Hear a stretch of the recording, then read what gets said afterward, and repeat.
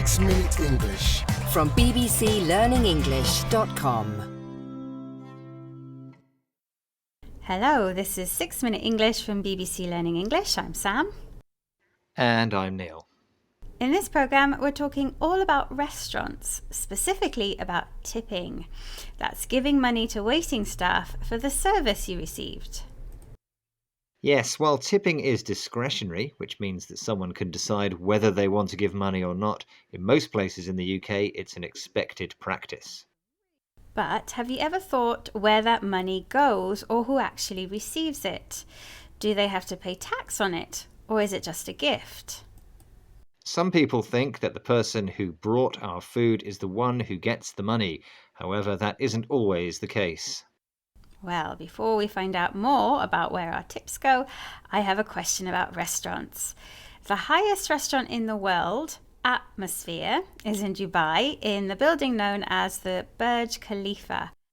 But how high up is that restaurant? Is it A, 442 metres, B, 532 metres, or C, 622 metres?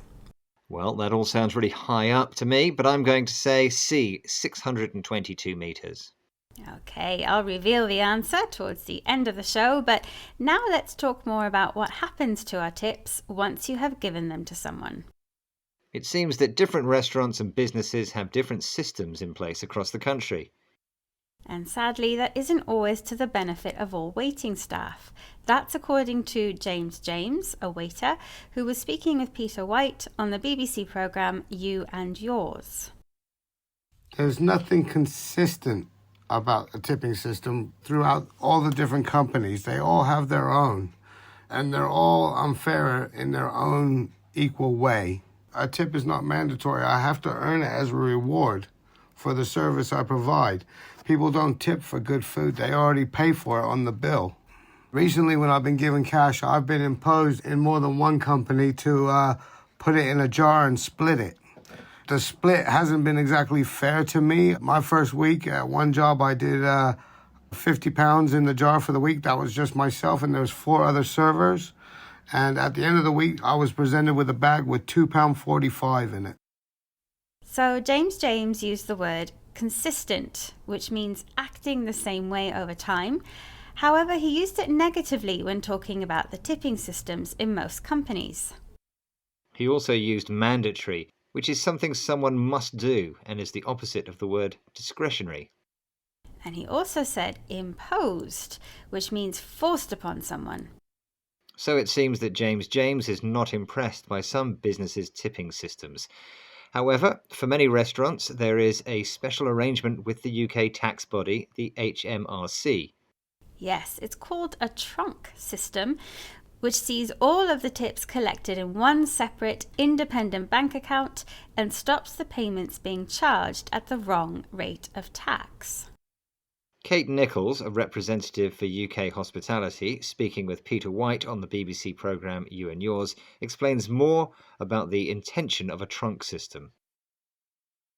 Well, increasingly, as we're moving towards a cashless society, increased use of credit card, particularly over the COVID pandemic, more and more of those tips, gratuities, service charges are coming through on a credit card payment. And a trunk is a special arrangement organised with HMRC that lets businesses pool tips and service charge payments and then fairly distribute them.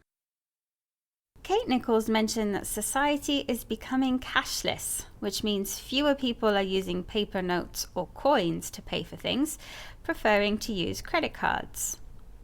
She also used the verb pool, a word which means collect together or group. It's very interesting to note that payments which you give to one person may be distributed equally across the business, from kitchen staff to management, depending on a business's protocol.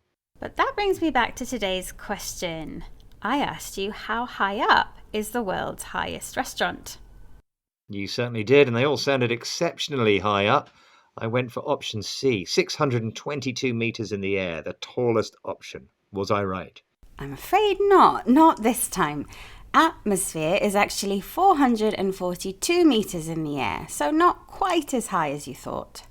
Well, it still sounds pretty high to me. Now it's time to recap some of the vocabulary we've mentioned today. First off, we had discretionary, which is something that is a choice for the person doing it. It is not an obligation. Consistent describes something that acts or behaves in the same way over and over again. Then we had mandatory, which describes something a person must do. If something is imposed on you, it is forced on you. Cashless refers to card or digital payments rather than notes and coins, while pool is a verb and means grouped together all in one place. Well, that certainly is food for thought next time you dine out. That brings us to the end of this week's 6-Minute English, but remember that there's a range of other topics that you can find on our website, bbclearningenglish.com, or you can also catch them on social media or our free app.